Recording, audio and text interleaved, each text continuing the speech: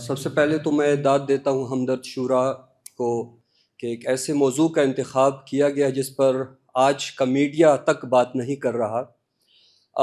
ڈرامے، theatre, film یہ واقعی مؤثر ذرائع ہیں، لیکن دور جدید کا ڈرامہ جب ہم دیکھتے ہیں ہمیں ایسا لگتا ہے کہ یہ کسی خاص ایجنڈے پر یہ لوگ کام کر رہے ہیں، کسی خاص پالیسی پر یہ لوگ کام کر رہے ہیں۔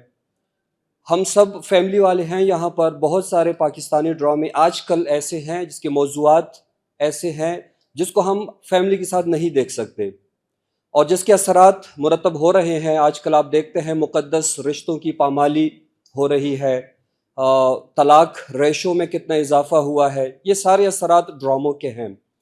اگر ہم پرانے ڈراموں کی بات کریں، خاص کر خیبر پختونخوا PTV پشاور سینٹر کے ڈراموں کی بات کریں، تو کافی سارے ڈرامے ایسے تھے جس میں واقعی وہ مؤثر ذرائع ثابت ہوئے۔ انہوں نے ہمیں ایسے پیغامات دیے جس نے واقعی معاشرے کو سلجھانے میں اہم کردار ادا کیا۔ میں چند ڈراموں کے ہی حوالے دینا چاہوں گا۔ فضل حسین سمیم صاحب کا ایک ڈرامہ تھا، PTV پشاور سینٹر سے چلا تھا 1983 میں، سورج کے ساتھی۔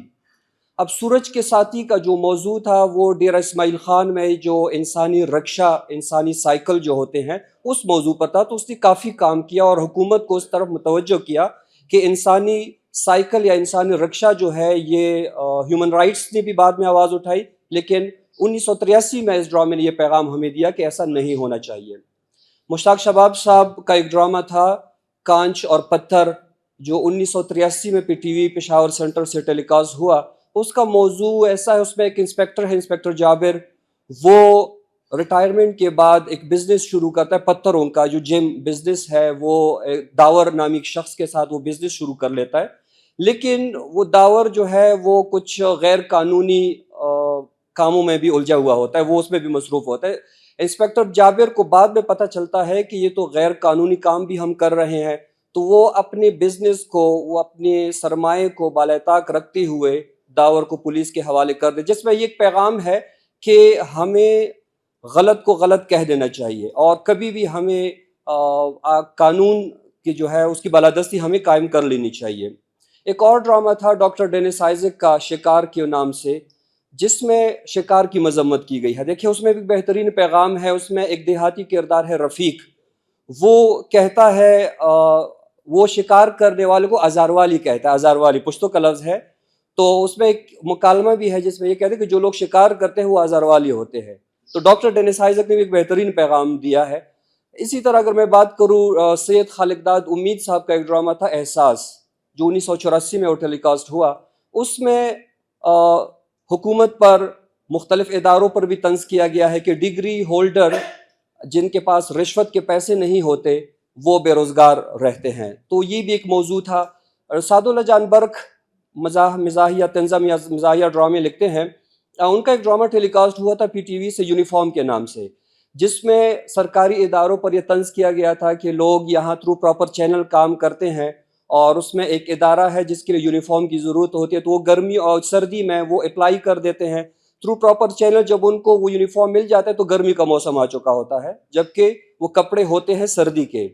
تو طنزیہ انداز میں انہوں نے ایک بات کی ہے۔ یونس قیاسی صاحب کا ایک ڈرامہ تھا فاصلوں کے درمیان، عزیز اعجاز صاحب نے اس کو پروڈیوس کیا تھا 2009 میں۔ فاصلوں کے درمیان میں رشتوں کی بات ہوئی ہے۔ آج اگر ہم دیکھتے ہیں رشتوں سے ہم دور بھاگتے ہیں، وہ کہتے ہیں نا ناخن اگر بڑھ جائے تو ناخن کاٹتے ہیں، انگلیاں لوگ نہیں کاٹتے، لیکن ہم لوگ رشتہ داریاں ہی چھوڑ جاتے ہیں غلط فہمیوں کی وجہ سے۔ تو یونس قیاسی صاحب نے وہ پیغام اس میں دیا ہے۔ تو مختلف ایسے کئی ڈرامے ہیں، بلکہ یہ ڈرامہ تو سبھی نے دیکھا ہوگا، ڈاکٹر ہمایوں حماد صاحب کا جھوٹ کی عادت نہیں مجھے۔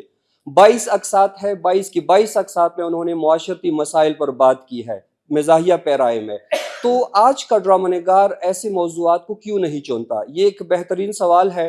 ڈاکٹر خادم ابراہیم صاحب نے بات کی کہ پروڈیوسرز وہ چیزیں دکھاتے ہیں جو لوگ دیکھنا چاہتے ہیں۔ دیکھیں یہ بات تو بالکل واضح ہے، دکان میں لوگ وہی چیزیں رکھتے ہیں جو جس کے خریدار ہوں، بالکل ٹھیک ہے، لیکن اگر آپ وہ ممنوع چیز بالکل ختم ہی کر دیں تو جو آپ کی اچھی چیزیں ہیں لوگ اس کا بھی پوچھیں گے۔ اگر آپ اچھے ڈرامے دکھائیں گے، یہی اچھے ڈرامے مختلف TV چینلز ہمیں دکھا رہے ہیں۔